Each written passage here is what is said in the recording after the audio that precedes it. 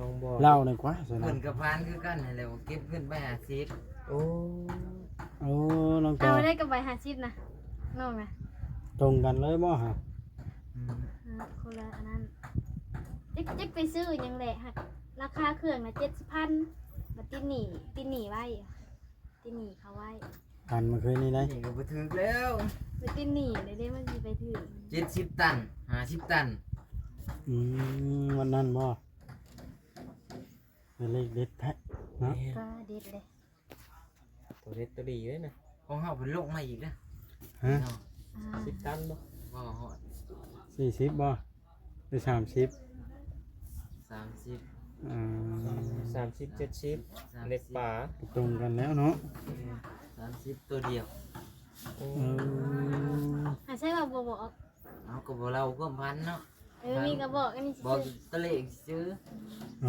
วันจันทร์นี่ต้องจัดไผจะ จัด ถือ จั เนาะ ดแม่น มาส่งเงินค่าขนมน้องแต่แน่ค่าถือน้องแต่พันเนาะ ส่ง ซื้อนุ่มไม้แม่ปุ้งกินเนาะ แม่ปุ้ง แม่ปุ้ กับ ง เมีย เพิ่น ปุ้ น่ะ งนี่สรุปแล้วบ่เฮ้ยเจ้าหรือข่อยอยากได้เอา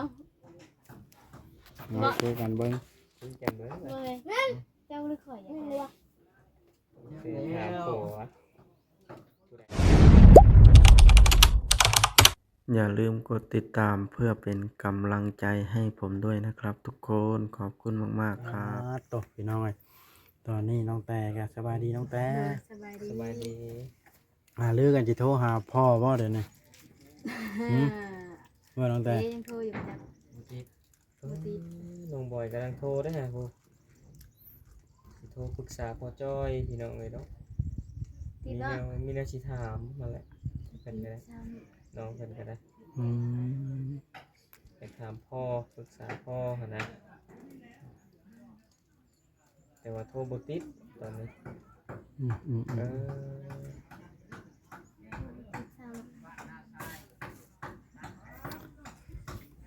รักแล้วน่ะสิโทรให้เรามาบ่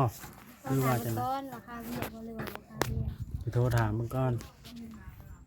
เราก็เตรียม กำลังโทร สิเฮ็ดให้ใส่นาเราก็เนาะ ม่วนนลีพี่น้องกันนะ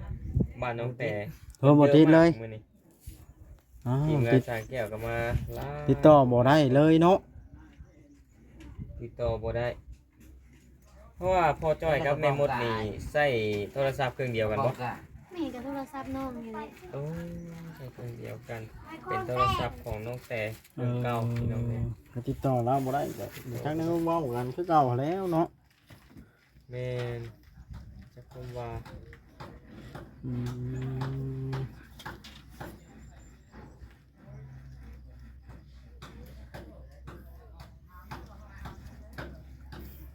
น้องแต่กินข้าวแล้วบ่ซะมันนี่คือบ่กินน่ะกับช้างน่ะ อย่าเพิ่นบ่อี ก่อน ฮะ ทางเพิ่นบ่อิ่ม ยังเพิ่นบ่อิ่มอืม ได้เพิ่นว่าเอาเขียดมาให้น้องเตปิ้งเพิ่นน่ะ ไป ขอสร้างเขียดในของอันนี้ เอาเขียดอีโม่บ่ เขียดอีงูมา เป็นยังเครียดเนาะ อืม แม่เราว่าจักหน่อยสิแม่ข้าวเวียกอยู่แล้ว ไปหมดนะว่า เดี๋ยวบ่จักแม่ตัวใดเลยแม่อยู่ต่างประเทศแม่ใหม่เด้อ แม่ใหม่แม่เก่า เดี๋ยวก่อนนะน้องแต่แม่ยุ่งอยู่ภาษาไทยก็ได้ธรรมดา มันแต่ยิ้มเป้ยๆเนาะ คือเสียงปากอีเทืองบอก แม่นบ่ เดี๋ยวไป ตอ เพิ่ น น แรก ว่า มันจะไปซื้อเด็กเลยมัน น้องบอยพันดีบ่ มันเรียกว่า พันว่าจังได๋ บอกไม่ได้นั่นเป็นนี่นะ เออ ไปถามกูบ่บอกเดี๋ยวนี้นะ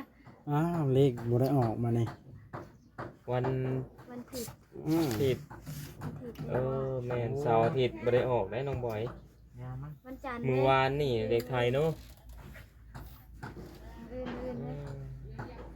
มันแต่ฟันเลขเด็ดบ่ วันนั้นเราไม่ได้ผ่าน น้องบอย เล่าหน่อยกว่าซะนะ เพิ่นกับพานคือกันนั่นแหละเก็บขึ้นไปโอ้ โอ้น้องแต่ เอาได้กับใบ50นะน้องนะ ตรงกันเลยบ่ฮะ คนละอันนั้นจิ๊กไปซื้อยังแหละหักราคาเครื่องนะ70,000บัดติหนีไว้ติหนีเขาไว้ อ กันเมื่อคืนนี้ได้ นี่ก็บ่ถึกแล้ว ไปตินหนีเลยได้มันสิไปถึง 70 ตัน50 ตัน วันนั้นบ่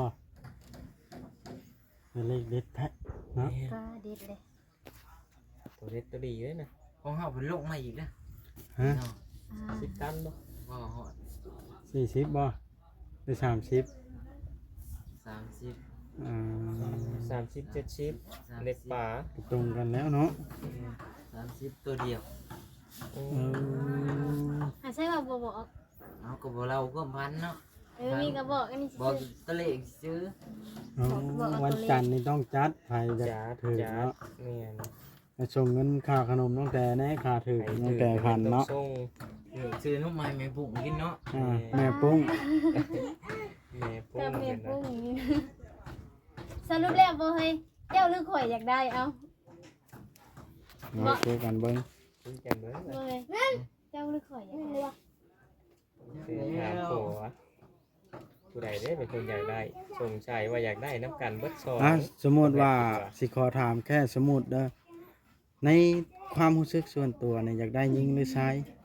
น้องบ่ แม่ น้องได้เบิดบ่ มาก่อน แม่นอยู่ดอกในเบิดคนเฮามันก็ต้องมีทั้งหนึ่งนะเนาะ ก็คนแรกนี่ตาพวกคิดของพ่อน้องแฝดนะ เป็นยิ่งก็ได้ใช่ก็ได้นะ แต่พอน้องแขกนี่ได้ใช่บ่ แม่นแบบธรรมดานะ คุ้ ว่าม ค่าได้ได้ ก็ได้ได้ สองคนผู้ใดเรา เอากับธรรมดานะแต่ว่าแต่บางคนอาจจะมีความคิดคือว่าบอสว่าอะไรเนาะอยากได้ชายก้อนอยากได้ยิงก้อนแบบนี้นะแต่ละคนก็สิคิดบ่คือกัน อ๋อทางน้องบอยจะได้ผู้ชาย ค่อยอยากได้ผู้ชายก็สมใจค่อยบ่ใครในแต่บ่ซื้อสมคิดเนาะลูก สม นะ ใจหอยกระชมขึ้นจะได้สองจะได้สอง มีในบ้านค่อยผู้ชายใครผู้ชายก็ใครปุดออกมาโกโดสมคิด สมขึ้น ได้ซื้อสมคิดผู้ชายอะไร แล้วพอลูกแพทย์นี่ตี้เธอเดียวได้สองบ่ปู้แห่งซาใจคัก จักเทื่อแล้วพ่อแพทย์มีจะได้2เทื่อนี้บ่ แม่น เทื่อแรกบ่อยู่นำบ่ แม่นบ่อยู่นะ มื่นตาออกมาเห็นพ่อแล้วป๊าดแต่บ่ได้เป็นตาอยู่นำปุ๊บ เอาตนได้บ่บอก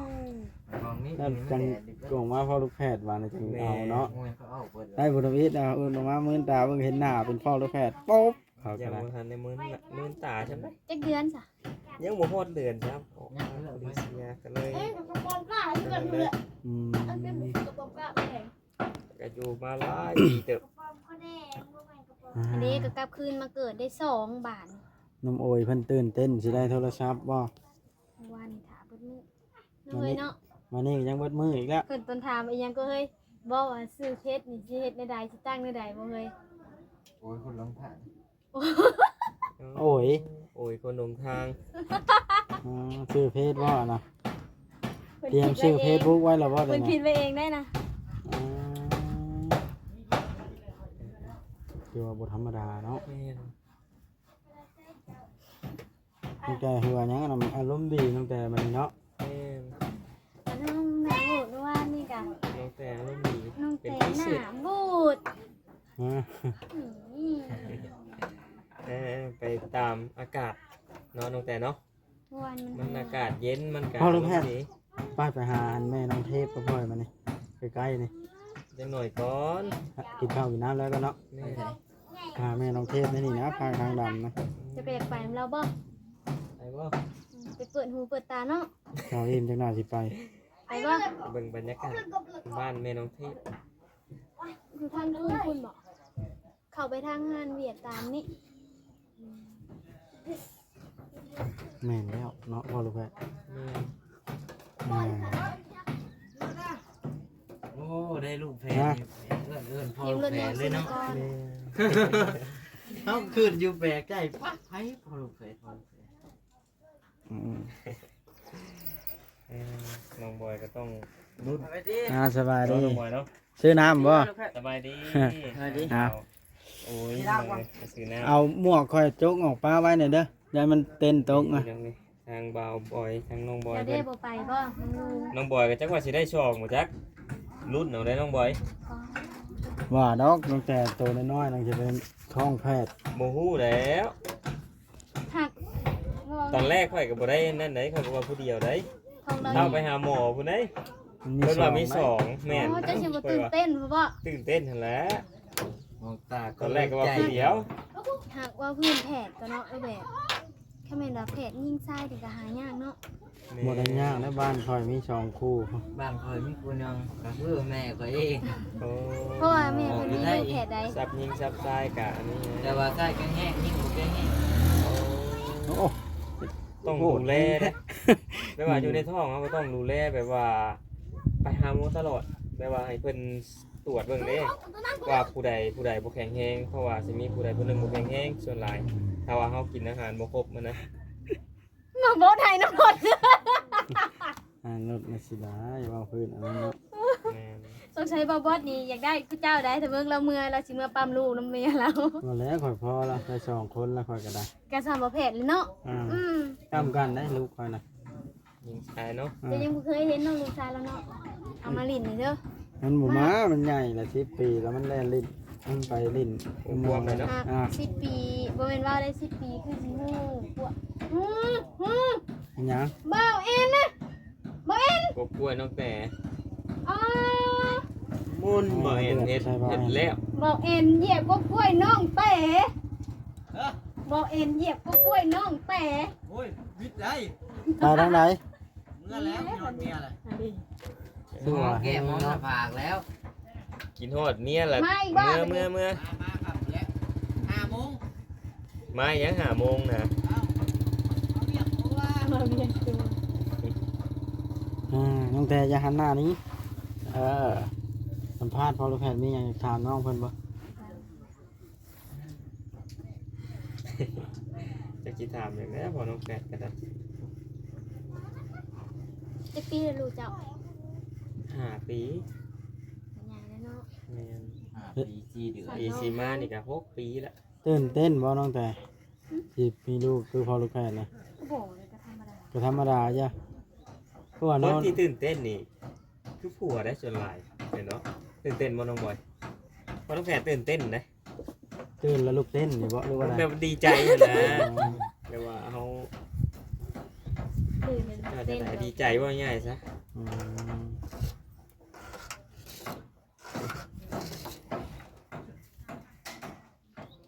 สอนยังบอกว่า คอยเบิ่งสร้างแก้วเพิ่นสิไปใช้นะเพิ่นมาส่งทีมงานเพิ่นละสิมื้อบ่ ไปเวียกนะใครว่าเพิ่นจะไปเวียกไปยังมันแดดเนาะช่วงนี้เพิ่นมาช่วงเที่ยงก็คือสิเฮ็ดบ่ได้ช่วงแดดอ่อนพุ่นแหละค่อยค่ำลงแรงก็สิจัดการหยังก็เดี๋ยวเบิ่ง ยังบ่ฮู้เลยว่าเพิ่นสินอนที่บ่ ตั้งเสาตั้งหยัง เพิ่นบ่ได้นอนดอก บ่มีบ่นอนเนาะ อ่า บ่มีบ่นอนบ่อนนั่นนะ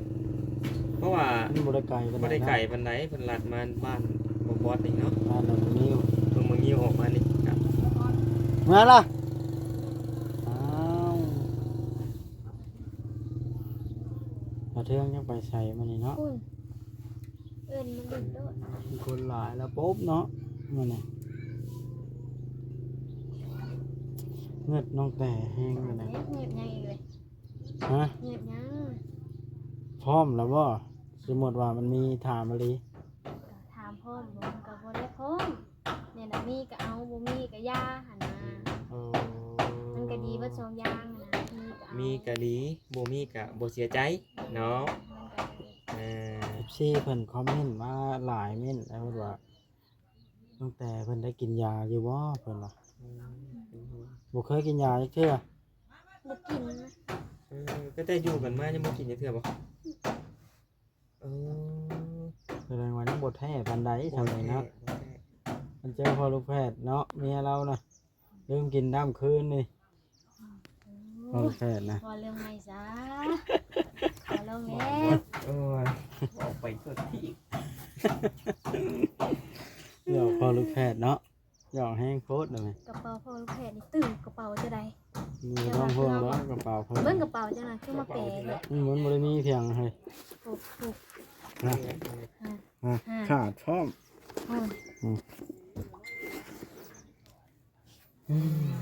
เบาดิเอิ้นบอกคุณ ถ้าบ่โอยมาก่อนเนาะ แม่ไปไปตั้งแต่ไปกินข้าวกินหยังกินน้ำแล้วกันเนาะ อ่า จังม่วนเด้ กินอยู่ทางเฮือนปลาแก้วเรามึงดูเนาะ ปลาแก้ววิวบรรยากาศคัก นี่เดี๋ยวจะไปกินน้ ๆต้มปลาปักใหญ่หนึงเนาะ บ่ลิ ำ สิ เราไปกินข้าวน้ำเบาอุลิมื้อนี้ อาหารเที่ยง เฮ้ยไปกินข้าวน้ำเบาอุลิไปลูก นี่สร้างยอมาแล้วเนาะ ย่อเลย ไป เพราะว่าเตียงนี่คือสิบ่นั่งได้อย่ามันหักอีกมันจำลิ้นเด้อเนาะ เฮือนแล้วเราต้องกินอยู่เฮือนนะ เพื่อน สัมภาษณ์เจ้าคลิปนี้ไปกินข้าวเนาะพ่อแพทย์เฮา แม่นอีกจัก4-5นาที แม่ หลายนาทีพอสมควรได้ ปล่อยสร้างกินก่อนเปิดภาพเข้าไปรถเนาะ แม่น จะเอ๋เหรอ อืมนะห่างเป็นอหลีผู้สร้างเวียงกำลังคนอาหารการกินมาเนาะ แม่น โอ้ยพอนมือโอ้ย จับใบหูความฮอนแม่นบ่ บ่อยากถามอยู่ได้นี่เป็นยังแบบเวลามือห่อนเป็นยังคือจับปั๊บแล้วคือเย็นแล้วเนาะ ให้ความฮอนมันไปอยู่หูเนาะพ่อแพทย์ แม่นบ่ บ่กินข้าวบ่เพิ่นน่ะ นั่นบ่จักแนววางนั้นซื่อๆได้ ป้าบ่ว่าดอก อยู่ว่าห้อง3เพื่อขอล่างกระโตกได้บ่สิ ยังสิได้จำน้ำอยู่บ่เนาะ ไป ไป ไป น้ นะ องมด ไปน้องแก้วไปกินข้าวไปทอดของเจ้า ไป นะ น้องบอยไปกินข้าวไป ให้ถือไปน้ำอีกบ่ได้นะอยากสร้างให้เต็ม ไปกินข้าวกันกัน ไปซะนะ ข้าวเที่ยงน้ำ ไปน้องบอย ไป ไปกินข้าวไปอ่า แม่เนาะ แม่นไปน้องบอยกินข้าวน้ำกันโอ้พี่น้องเอ้ยต่อตัดภาพมาทางนี้ก่อน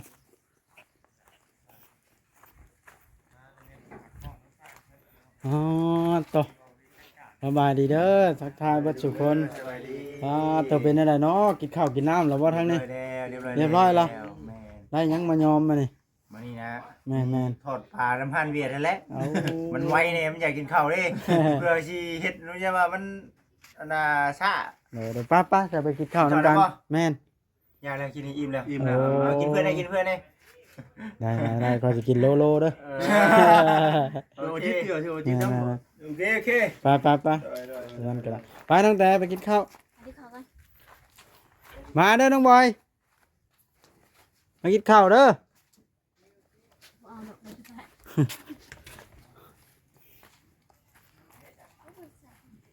อ้าว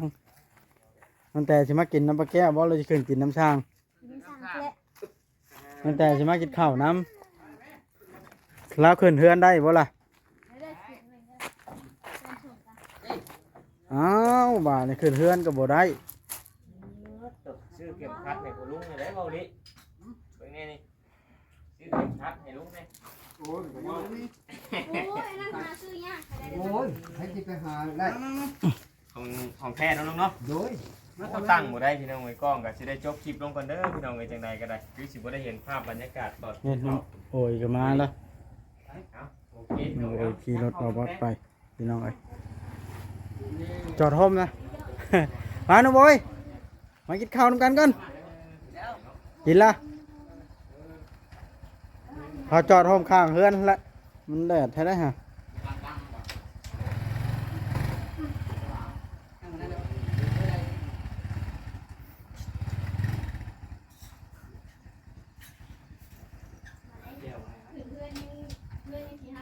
บ่ว่าได้เนาะ ตบบาทนี่คือกว้างกว้างกิ่งแท้นี่พาตั้งกล้องคอยไปใช้กี่นี่ เอ้าสบายดีมาเบาเอ้ยกินข้าวมา ครับพี่น้องคลิปนี้ก็ได้จะได้จบคลิปจำนี้แหละ แล้ว ปั้นขึ้นได้เนาะเอาเรื่องอดีต